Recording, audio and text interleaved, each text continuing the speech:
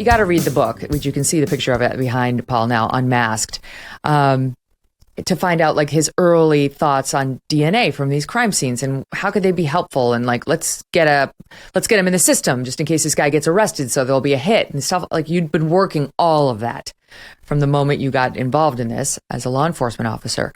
But let's jump forward to, close to the end, when you had a different idea and then you started studying it nonstop, of course, because you're you, about genealogy and what it's not working. We're not getting a hit on this guy just by having the DNA in the system. What's another way we can use the DNA to advance the case? Right. I go back a little bit even further with genealogy. I started pursuing a type of genealogy in 2012, thinking this possibly could solve the case. And after 5 years, it hadn't.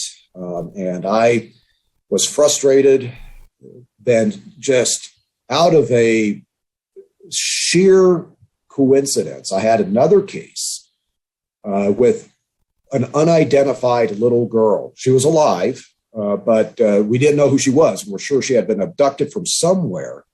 And I went into a conference call with a detective out of San Bernardino down south, and he had identified her. And I was like, how did you do that? And he had gone to a website called DNAadoption.com and worked with a genealogist that was doing a completely different type of genealogy process with DNA than what I had been doing the last 5 years. So now I reach out to that genealogist, Barbara Ray Venter, and I ask, hey, with what you're doing to identify that little girl, would it work to identify an unknown offender? And she was like, no, I don't see any reason why it wouldn't. And I sent her what I had, but she didn't know what case it was. But then she stopped communicating. So I was left to my own devices to try to figure out, well, how is this process working? And that's when myself, and then I had a partner on this, Steve Kramer from the FBI, we're doing a deep dive. And since I had the DNA background and I'm literally watching YouTube videos and reading website information, I'm going, oh my God, this is powerful. And I got excited. This is how this case can be solved. And that's what we pursued. And then we just had to get DNA. And I had to get DNA from an agency down south with a homicide case where they still had their evidence. And then ultimately, Ventura DA's office stepped up and gave us a sample of the Golden State Killer's DNA so we could do this genealogy process. Mm-hmm. Okay, so now you've got it.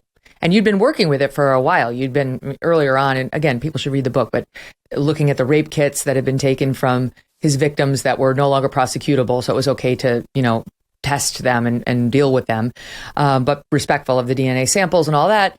You've been thinking about the DNA for quite some time. So now you're at the point where they give you a sample. You know this is the killer's DNA. And what year is this, 2017 or 18?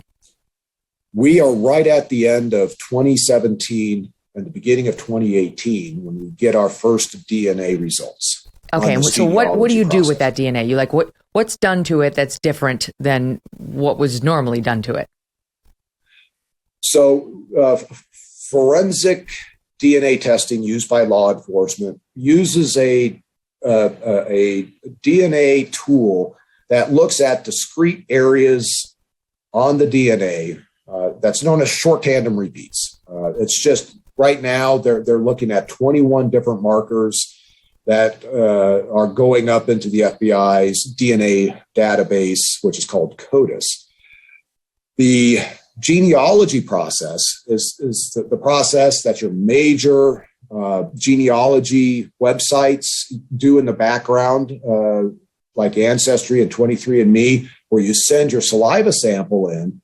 And instead of just looking at 21 markers, they're looking at hundreds of thousands of points across the entire genome. And then once that type of profile, which is now called a SNP profile, is put up into a database and searched against others, it's able to look for other people that kind of cross over and share DNA fragments with you. And the more DNA they share with you, the more closely related they are. And the opposite is true. The less DNA they share with you, the further related they are. And you can get a sense on how close or how distantly related by how much DNA is shared. So you can tell, well, this is likely a first cousin. This is pretty close to me. Or this is a fourth cousin. This is very distantly related.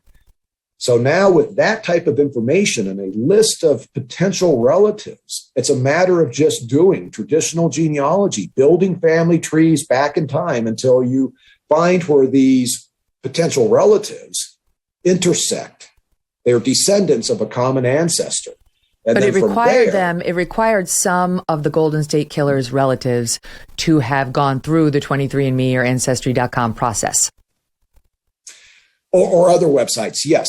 Yeah, one of those. So these are, with D'Angelo, our initial searches, the closest relatives were third cousins. So they're related at the great-great-grandparent level. Mm-hmm. And for somebody of his generation, these were individuals. The common ancestor were individuals born in the 1840s. Oh, boy. That's not that helpful. So then what?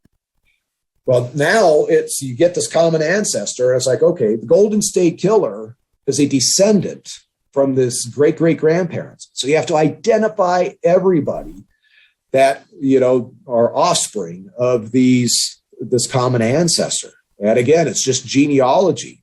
But part of the complexity is people in the 1840s would have 15 kids.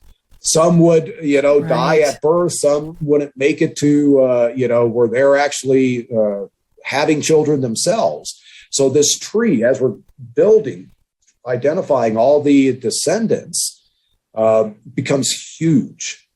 But we know something about the Golden State Killer. He is a man born between the years 1940 and 1960 by best estimates. We knew his physical size, and we knew his geographic footprint, from Sacramento down to Southern California.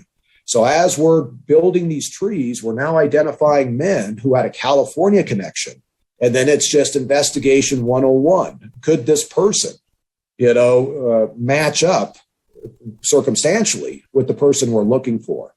And that's where we get into just a small handful of individuals that required a little bit further investigative work.